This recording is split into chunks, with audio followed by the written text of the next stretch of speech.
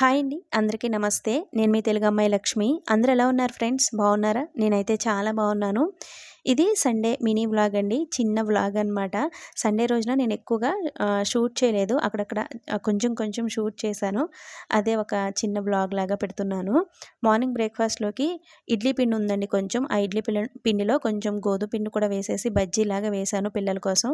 ఇంక మా హస్బెండ్ అయితే నాకు మార్నింగ్ ఆయిల్ ఫుడ్ వద్దు అన్నారు. అందుకని ఆయన కోసం బ్రౌన్ బ్రెడ్ ఉంది. బ్రౌన్ బ్రెడ్‌తో బ్రెడ్ ఆమ్లెట్ అయితే వేశాను.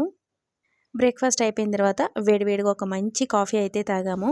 సండే రోజున మార్నింగ్, ఈవినింగ్ కూడా కాఫీ గానీ, టీ కానీ ఖచ్చితంగా తాగుతాము.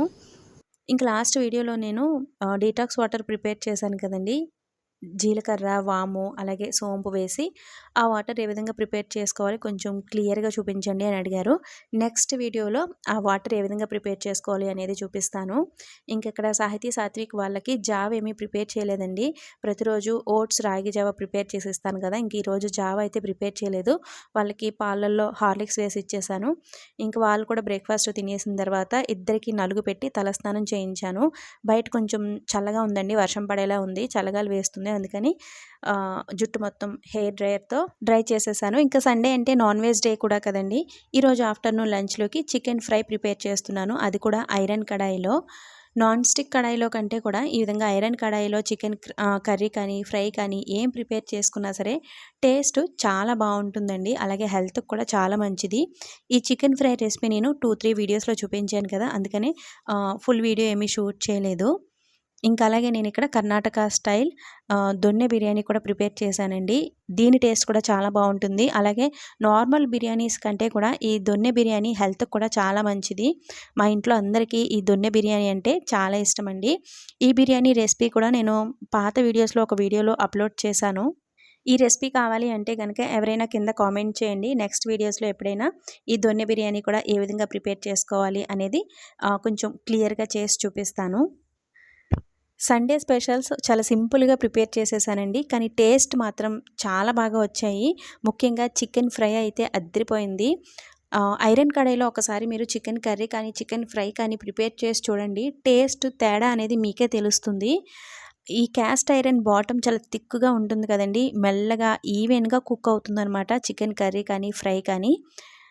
టేస్ట్ చాలా బావుంటుంది. కానీ ఐరన్ కడాయి గానీ, ఐరన్ వంట పాత్రలు ఏవైనా సరే మెయింటైన్ చేయడం కొంచెం కష్టమండి. పెద్దవాళ్ళైతే గనక మెయింటైన్ చేయలేరు. ఎందుకంటే ఇవి చాలా వెయిట్ ఉంటాయి. అలాగే మనం వాటిలో ఏ వంట చేసుకున్నా సరే వెంటనే వేరొక బౌల్‌లోకి తీసేసుకొని, అవి మళ్ళీ క్లీన్ చేసేసి, మళ్ళీ వాటికి ఆయిల్ అప్లై చేసి జాగ్రత్త పెట్టుకోవాలి. ఇదంతా కూడా కొంచెం మెయింటెనెన్స్ కష్టమనమాట. అందుకనే చాలామంది ఐరన్ ప్రిఫర్ చేయరు. మీరు ఆయిల్ అవి అప్లై చేయకుండా పెట్టేస్తే గనక అవి మళ్ళీ రస్ట్ అవి పట్టేస్తాయి. కానీ మనం మెయింటైన్ చేయగలిగితే గనక ఐరన్ వంట పాత్రల్లో వంటలు చేసుకుంటే గనక హెల్త్‌కి చాలా మంచిది. మనకి స్టార్టింగ్‌లో కొంచెం ఈ మెయింటెనెన్స్ అవి కష్టంగా అనిపిస్తాయి గానీ, మనం యూజ్ చేయగా కొంచెం అలవాటయిపోతాయన్నమాట. ఇంకిక్కడ మేము నలుగురం కూర్చుని వేడివేడిగా భోజనాలయితే చేసేసాము. బయట వర్షం పడుతుందండి. చాలా గట్టిగా పడుతుంది. ఇక్కడ వర్షాలు పడుతున్నాయండి. లాస్ట్ ఇయర్ కంటే కూడా ఈ ఇయర్ వర్షాలు ఎక్కువ పడ్డాయి ఇక్కడ. ఇక్కడ ఏదైనా సరే చాలా ఎక్స్‌ట్రీమ్‌గా ఉంటుందండి. అంటే ఎండైనా ఎక్కువే ఉంటుంది, వర్షాలైనా ఎక్కువే ఉంటాయి. అలాగే చలైనా సరే చాలా ఎక్కువగా ఉంటుంది. ఈ వర్షాన్ని, ఎండని కొంచెం తట్టుకోవచ్చు గానీ, ఇక్కడ చలి మాత్రం అస్సలు తట్టుకోలేమండి. చాలా ఎక్కువ చలి ఉంటుందనమాట. వింటర్ వస్తుంది అంటే నాకు ముందే భయమేసేస్తుంది. ఇంక వింటర్ స్టార్ట్ అయితే ఇక్కడ స్కూల్స్ కూడా ఆల్మోస్ట్ హాలిడేస్ ఇచ్చేస్తారు.